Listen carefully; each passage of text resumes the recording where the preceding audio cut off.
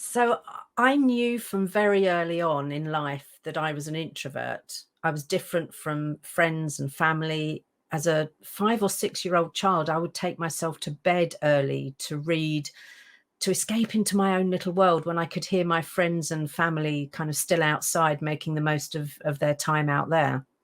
I was naturally wasn't necessarily valued by, in that point, the workplace is part of that neurodiversity agenda.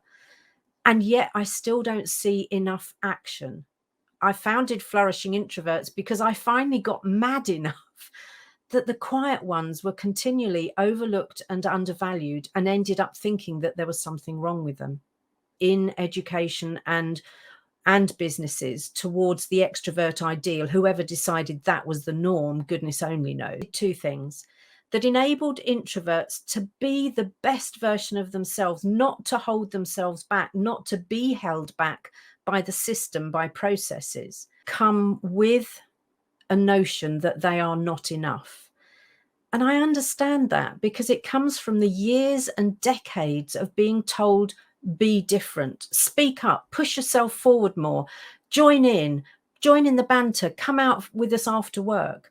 All of these messages eventually get us to the point where we think there must be something wrong with us. But we either tell ourselves we can do that, or we hold ourselves back and tell ourselves that we can't, and that there's no point. Nobody's going to listen anyway.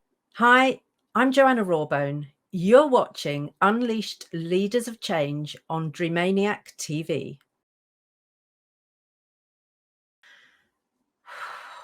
What an interesting question.